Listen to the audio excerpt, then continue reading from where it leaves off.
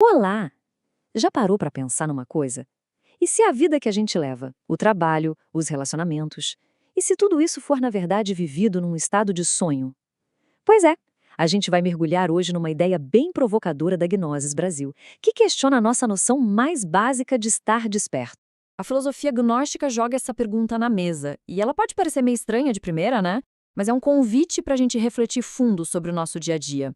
A provocação é essa: e se isso que a gente chama de estar acordado for só mais uma forma de sonho? E aqui, a ideia central fica ainda mais impressionante. A tese é que 97% da nossa capacidade de consciência estaria adormecida. Isso quer dizer que a gente vive com só 3% da nossa percepção real. Pensa um pouco no que isso significa.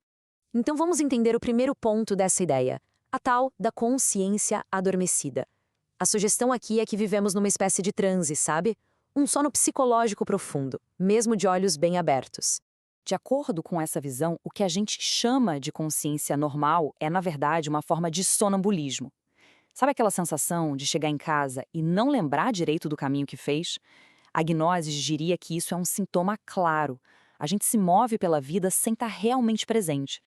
Ok, se a gente está nesse sono profundo, a pergunta que não quer calar é: o que nos mantém assim, adormecidos? A resposta, segundo essa fonte, está no que ela chama de eu pluralizado, ou o ego. Mas atenção, o conceito de ego aqui é bem diferente do que a gente costuma ouvir por aí. Não é um eu único, coeso. Pelo contrário, é descrito como um monte de eus que vivem em conflito, os tais agregados psicológicos, cada um querendo uma coisa. Imagina só, é como se existisse uma legião de eus dentro da gente. Tem o eu que quer ser saudável, mas tem também o que quer comer um doce. O eu que sente raiva, o eu que tem medo. Eles ficam o tempo todo brigando pelo controle da nossa mente e das nossas ações. E é essa briga que mantém nossa verdadeira consciência toda fragmentada, adormecida. Tá, mas como exatamente o ego faz isso? Ele usa o que a fonte chama de as correntes da mente. São basicamente dois mecanismos de hipnose que agem sem a gente perceber. A primeira corrente é a identificação, que é quando a gente se perde em alguma coisa. E a segunda é a fascinação, quando o mundo lá fora nos hipnotiza. São essas duas forças que nos deixam presos nesse estado de sonho. A identificação acontece quando um problema, uma preocupação ou uma emoção muito forte nos pega de um jeito que a gente esquece de nós mesmos. É como se toda a nossa atenção, toda a nossa energia fosse sugada para aquele único ponto e o resto desaparecesse. E aí vem a segunda corrente, a fascinação. É quando a gente fica hipnotizado pelo brilho das coisas, pelas distrações, pelas promessas de felicidade que nunca chegam, ou até pelas fantasias da nossa própria mente. A gente fica ali, olhando para fora e esquece completamente de olhar para dentro.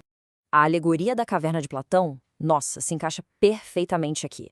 A gente seria como aqueles prisioneiros, sabe? Totalmente hipnotizados pelas sombras na parede, achando que aquilo é realidade total, sem nem imaginar que existe um mundo de luz lá fora.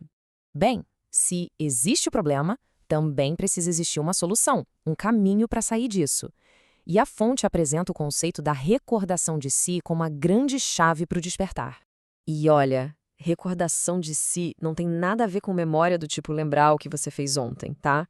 É sobre outra coisa, é sobre cultivar uma consciência de si mesmo o tempo todo, aqui e agora.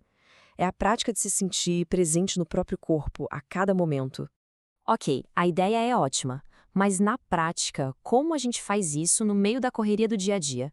Para isso, a fonte dá uma ferramenta bem simples e poderosa, que ela chama de chave de sol. A prática é dividir a nossa atenção em 3 pontos. Primeiro, o sujeito. Se perguntar quem sou eu e tentar sentir a si mesmo. Segundo, o objeto. O que eu estou fazendo agora, prestando atenção de verdade na sua ação. E terceiro, o lugar, onde eu estou, observando o ambiente ao redor. É um exercício rápido para quebrar a hipnose e trazer a gente de volta para o presente. No fim das contas, o objetivo de tudo isso é uma coisa só: resgatar o momento presente. É parar de só reagir às coisas no piloto automático e começar a viver a vida de forma direta, consciente, com intenção. Então, a reflexão que fica é essa. Ao quebrar as correntes da identificação e da fascinação, a gente abre uma porta para se descobrir de verdade, a cada momento. A questão não é o que o futuro reserva.